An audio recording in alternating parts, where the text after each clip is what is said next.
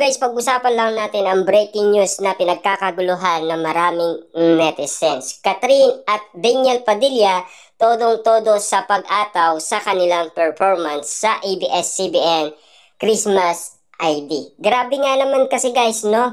Kitang-kita na natin na napakagaling talaga nila mag-perform. At kitang-kita naman natin guys, todong-todo talaga sila sa pagbirit at pag-ataw. Grabe guys, no? Talagang napakagaling nila. Talagang sobra yung kiligan, pilian, sigawan ng mga tao.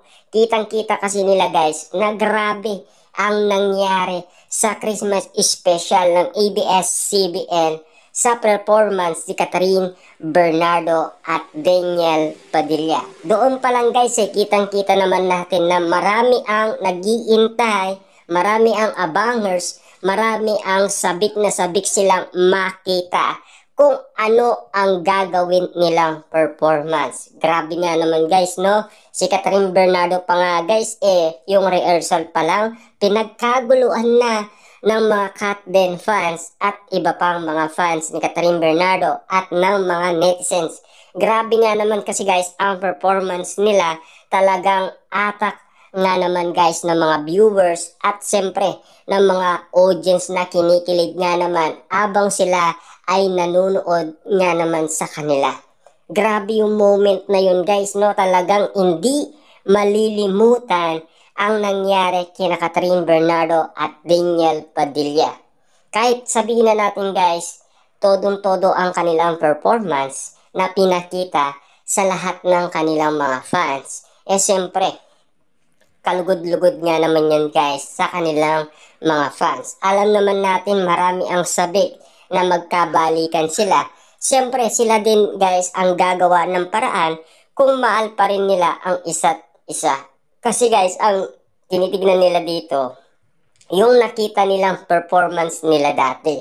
Kung yun ang iisipin pa rin nila guys. Kasi nagkataon na ang kontrata nila noon, sila pang dalawa.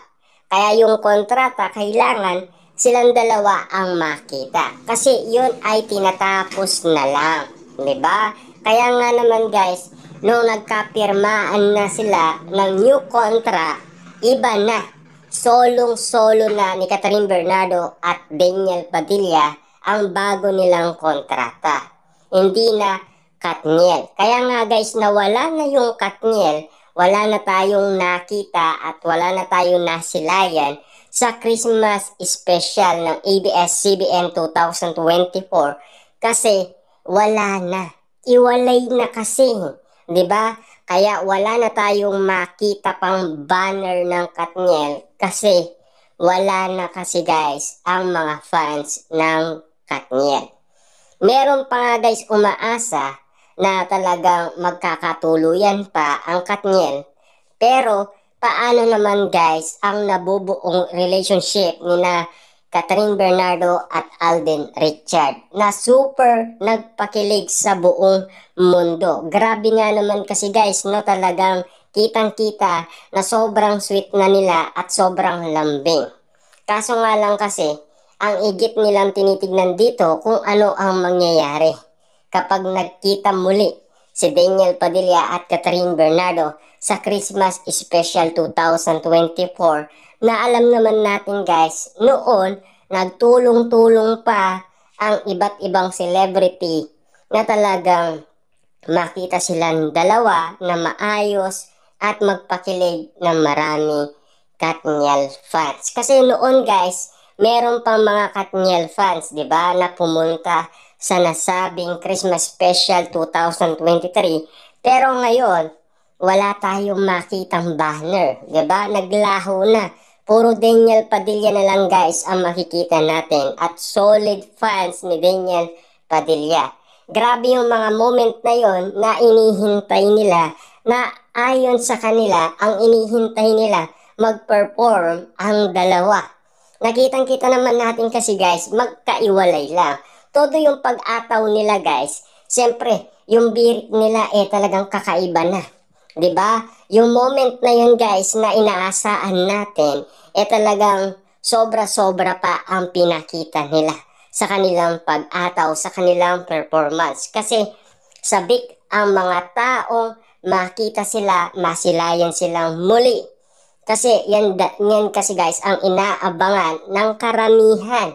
Kitang-kita naman natin guys kung bakit pinagkakaguluhan ngayon sa social media sina Catherine Bernardo at Daniel Padilla sa kanilang performance, sa kanilang kagalingan, sa kanilang pinakitang ataw.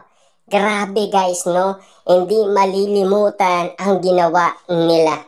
Talagang pinag-uusapan sa lahat ng social media ang ginawa ni Catherine Bernardo at Daniel Padilla.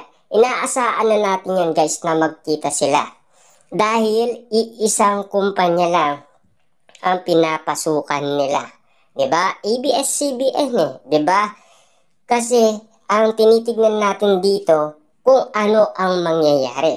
Kung magpapansinan pa ba ang nasabing magnobya noon na nagkaiwalay na, kung ganun pa rin ang mangyayari. Pero hindi na 'di ba?